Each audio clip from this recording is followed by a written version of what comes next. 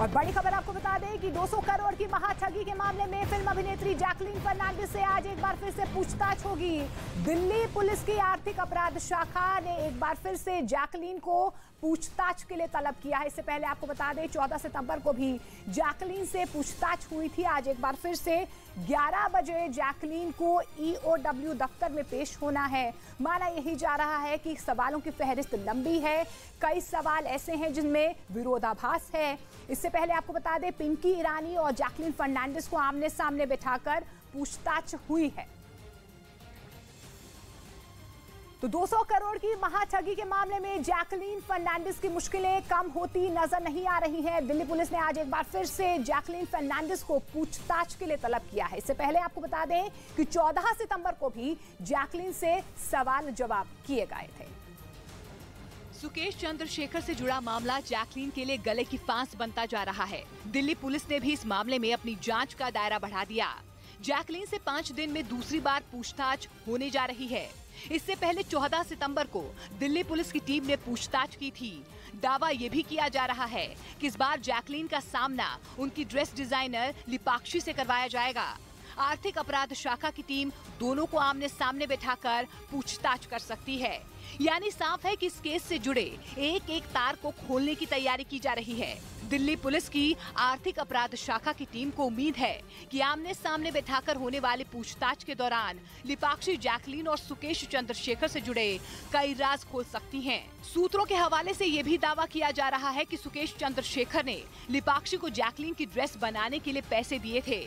14 सितंबर को हुई पूछताछ में ये भी सामने आया था कि सुकेश ने जैकलीन पर अपना प्रभाव जमाने के लिए उसके करीबियों पर बेतहाशा पैसे लुटाए थे और इसी वजह से जैकलीन उस महाठग के जाल में फंस चुकी थी। तो जैकलीन की मुश्किलें कम होने का नाम नहीं ले रही है। जैकलीन फर्नांडिस महाठग सुकेश के जाल में पूरी तरह से फंस चुकी थी। कहा तो ये भी जा रहा है कि जैकलीन ने सुकेश के साथ शादी का भी मन बना लिया था।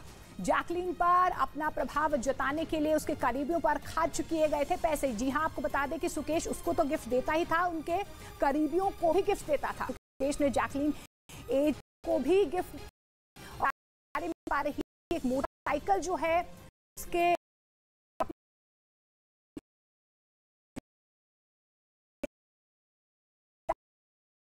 सुकेश ने उसके ड्रेस डिजाइनर को भी मोटी रकम ली थी। सुकेश ने जैकलीन को इम्प्रेस करने के लिए कुछ ड्रेसेस भी भिजवाई थी। सुकेश चंद्रशेखर से प्रभावित उससे हो सके और उससे शादी का मन भी, आपको बता दें क्योंकि इम्प्रेस सुकेश से हो चुकी थी जैकलीन और शादी का मन भी बना चुकी थी जैकलीन।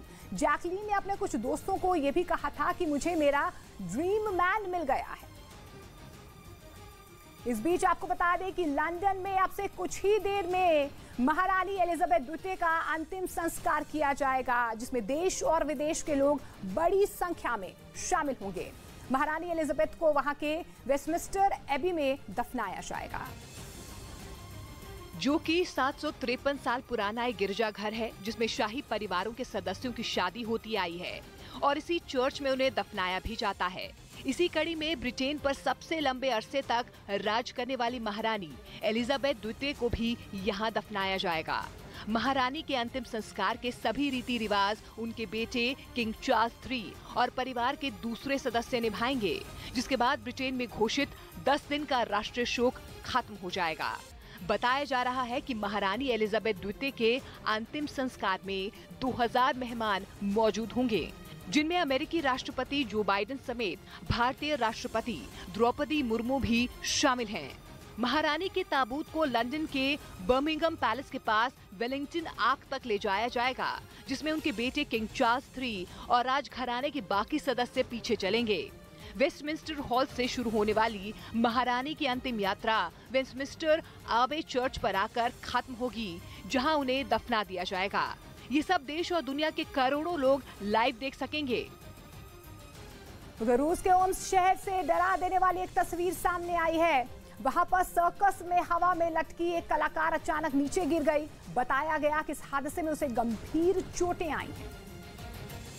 क्योंकि जिस तरह से वो ऊपर से नीचे गिरी वो डरा देने वाला था। जो वीडियो सामने आया उसमें दिखा कि उसे अपने साथी कलाकार का पैर पकड़कर आगे की परफॉर्मेंस देनी थी, लेकिन ऊपर से नीचे आते वक्त वो उसका पैर पकड़ नहीं पाई। जिस वजह से हवा में लटकी वो कलाकार स्टेज पर जा गिरी। कलाकार के नीचे गिरते ही वहां मौजूद कुछ लोगों ने उसे गोद में उठाया और वहां से उसे इलाज के लिए अस्पताल ले जाया गया। इस बीच जानकारी मिल पा रही है कि रूस ने यूक्रेन के कई ठिकानों पर अलग अलग हथियारों से हमले का वीडियो जारी किया है। रूस का ये दावा है कि इन हमलों के दौरान उसने यूक्रेन के 100 सैनिकों को मार गिराया। हालांकि ये हमले यूक्रेन के किन इलाकों में किए गए हैं इसका पता नहीं चल पाया है। लेकिन जो वीडियो रूस की तरफ से जारी किए गए उनमें कुछ रूसी टैंक दुश्मन को निशाने पर लेकर ताबड़तोड़ गोलीबारी करते नजर आए। केवल पुतिन की सेना के टैंकों से नहीं, रूसी सैनिकों की तरफ से बाकी हथियारों के जरिए भी यूक्रेन की फौज पर हमले किए गए। कहीं गोले बरसाकर तो कहीं रूसी फौजियों ने ज़ेलेंस्की के सैनिकों को तोप खाने से अपने निशाने पर लिया। आज से ली गई तस्वीरों में भी जमीन पर ही साफ आ रही है। कई जगहों पर हमले के बाद जमीन आग उगलती नजर आई, जिसे यूक्रेन की धरती पर रूसी फौज ने अपनी बड़ी सफलता के तौर पर लिया है। रूस का यह दावा है कि उसने अपने सुकोई Su-25 एयरक्राफ्ट से भी यूक्रेन के कई ठिकानों पर मिसाइलें बरसाई और इस लड़ाकू विमान से हमले का एक वीडियो भी जारी किया गया, जिसमें रूस का सुकोई Su-25 एयरक्राफ्ट दुश्मन के ठिकानों पर मिसाइल बरसाता नजर आया। रूस ने दावा किया कि कम ऊंचाई पर रहते हुए उसके इस लड़ाकू विमान ने ज़ेलेंस्की की फौज को भारी नुकसान पहुंचाया। इस हमले में रूस के सुकोई Su-25 एयरक्राफ्ट ने यूक्रेन के कई सैन्य ठिकानों, हथियारों और बख्तरबंद गाड़ियों को तबाह कर दिया।